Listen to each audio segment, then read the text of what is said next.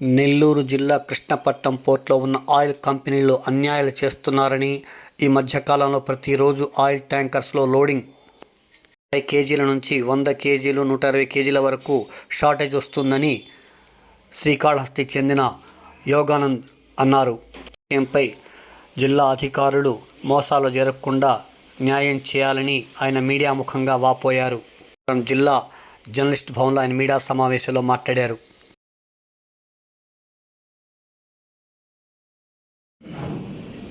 Krishnapatnam port oil కంపెనీల దౌర్జన్యాలు అన్యాయాలు జరుగుతున్నాయి. కృష్ణపట్నంలో ఆయిల్ ట్యాంకర్స్ లోడ్ అవుతూ ఉంటాయి, అన్లోడ్ అవుతుంటాయి. వీళ్ళు ఏం చేస్తున్నారు, కంపెనీ వాళ్ళు ఆయిల్ లోడ్ అయినాక కాటా ఎక్కిస్తే వాళ్ళ దగ్గర కరెక్ట్గా పేమెంట్ ఇప్పుడు 20 టన్నులు లోడ్ అయితే 20 టన్నుల లోడ్ చూపిస్తుంది. అదే బయటకు వచ్చినాక బయట కాటాలు పెడితే 100 కేజీల నుంచి 130 కేజీలు షార్టేజ్లు వస్తున్నాయి.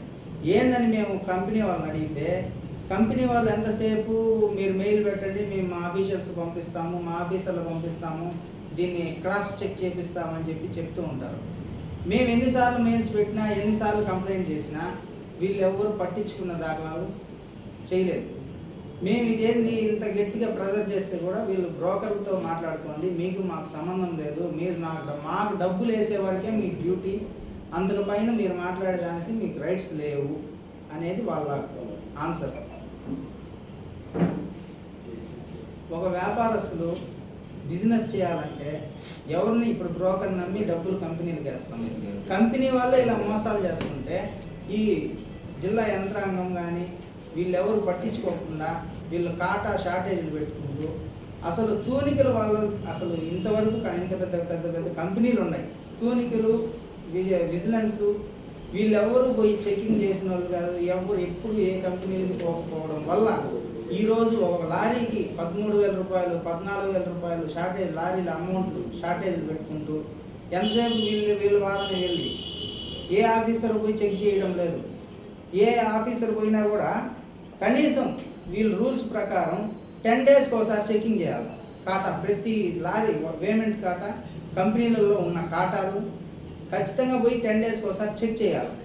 ఏ కంపెనీ వాళ్ళ దగ్గరకు వెళ్ళి ఈ ఆఫీసర్లు కానీ విజిలెన్స్ కానీ కస్టమ్స్ కానీ ఎవరు పోయి చెక్ చేయడం లేదు. దానివల్ల వీళ్ళు ఇష్టానుసారం అయిపోయింది, వీళ్ళకి ఇష్టం వచ్చినట్టు చేసుకుంటున్నారు.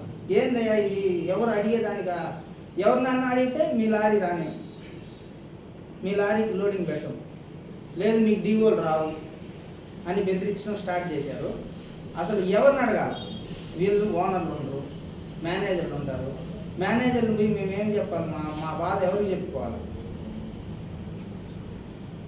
దీని మీద మేము డిప్యూటీ సీఎం గారికి, డిప్యూటీ సీఎం గారికి అందరికీ లెటర్లు పంపించాము. దీన్ని ఖచ్చితంగా ఖండించాలని మా ప్రార్థన. అసలు ఏం జరుగుతుందంటే కోట్లు ట్యాక్సులు కట్టించుకుంటున్నారు గవర్నమెంట్కి. ఒక వ్యాపారస్తులు కోట్లు ట్యాక్సులు కడుతున్నాం. ఇంత ట్యాక్సులు కట్టినప్పటికీ ఏ ఆఫీసర్ ఆ పెద్ద కంపెనీల దగ్గరికి పోయిన వాళ్ళు కాదు.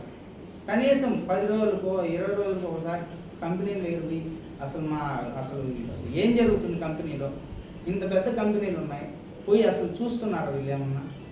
చూడకపోతే వీళ్ళంతా ఇట్లా 100 కేజీలు 150 కేజీలు షార్టేజ్ పెట్టుకుంటూ ఎంతసేపు బయట పోతే మాకు సంబంధం లేదు, కంపెనీ వరకే మా రెస్పాన్సిబుల్ అంటే బయట కంపెనీ నుంచి బయట రావడం కాటా పెడితేనే 100 కేజీలు షార్టేజ్. 100 కేజీలు అంటే ఇంచుమించు 13,000 రూపాయలు.